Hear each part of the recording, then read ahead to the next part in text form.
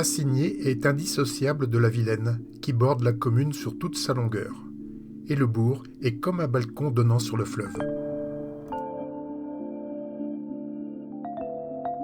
Mais le cours de la Vilaine, en aval d'Assigné, pas toujours très accessible, est méconnu. Nous allons donc le découvrir d'Assigné à Cesson-Sévigné. Sur cette section, la dernière non canalisée, elle suit son cours naturel. Elle a cependant failli être canalisée ici aussi, à la fin du XVIIIe siècle, dans l'optique de relier la Vilaine à la Mayenne. Ce projet, très sérieux, nous a d'ailleurs laissé de belles études avec de splendides cartes et dessins préparatoires.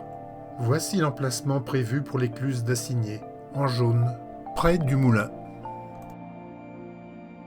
La Révolution survenant, ce projet a été mis de côté et finalement jamais réactivé. Descendons le cours de la Vilaine en démarrant au niveau du moulin d'Assigné. Entre celui-ci et le pont actuel, qui date de la fin du XIXe siècle, on voit encore la base des piles en pierre de l'ancien pont.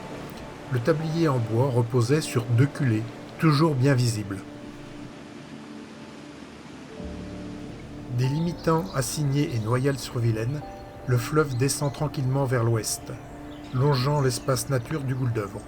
Cet espace inondable pincé entre le Chevré et la Vilaine. Au-delà, c'est la grande prairie des Onglets, également inondable.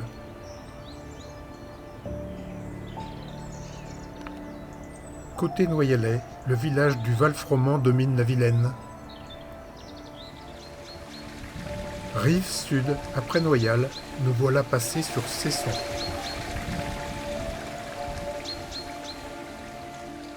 On découvre la grande boucle que forme la Vilaine, détournée par la butte où est juché le château du Haut-Sévigné, terre d'origine du mari de la célèbre marquise de Sévigné.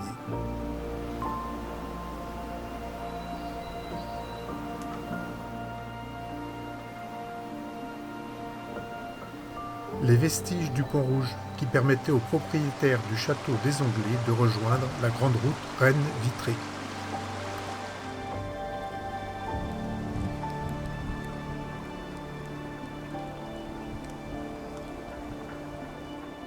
Après le château des Onglets, sur la rive nord, à Signolaise, la rivière poursuit son trajet vers le moulin de Sévigné et le village de Pontbriand. On y trouve le dernier gué encore praticable, traversant le cours principal de la Vilaine.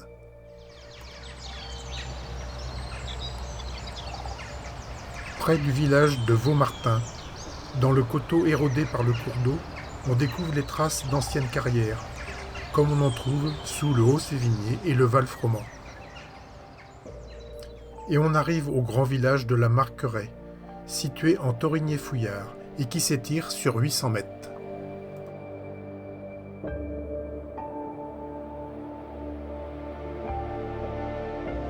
Plus loin, grand changement de configuration datant de la fin des années 1990. La rocade franchit la rivière au nord d'un grand méandre. On trouvait auparavant, à cet endroit, le moulin de Guenoux. Un peu au sud du pont, on a laissé le passage pour l'eau lors des crues. Après la rocade, des bras sur la Vilaine constituent une vaste île, et un beau sentier suit la rive droite jusqu'à Cesson.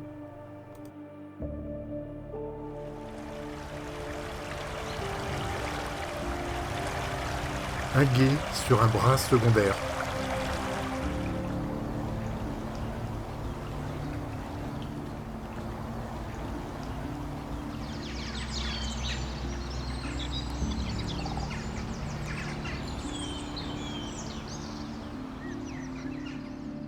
On arrive au moulin de Tizé, aujourd'hui transformé en résidence, et dont les parties les plus anciennes datent du XVIe siècle.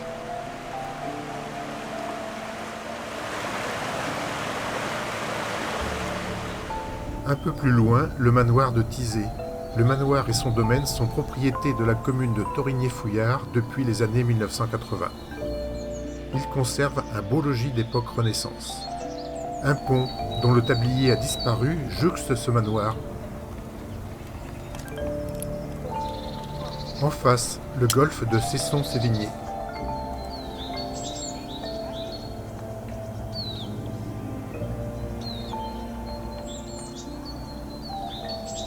On arrive aux étangs de Désertseul. Il y avait là des prairies humides. On en a extrait des graves alluvionnaires pour la construction de la rocade et de lotissements entre 1965 et 1975, créant par la même occasion ces étangs. Le lycée Sévigné, inauguré en 1992. Puis on passe sous le pont moderne de Cesson avant de rejoindre le parc de Champigné et les vieux ponts, face au bourg de Cesson et à la place de l'église. À l'origine, c'était un ensemble de 3 ponts. Celui-ci, le plus ancien, peut remonter à la fin de la période médiévale. Au-delà du moulin de Cesson commence la partie canalisée du fleuve côtier, ainsi domestiqué jusqu'à la mer.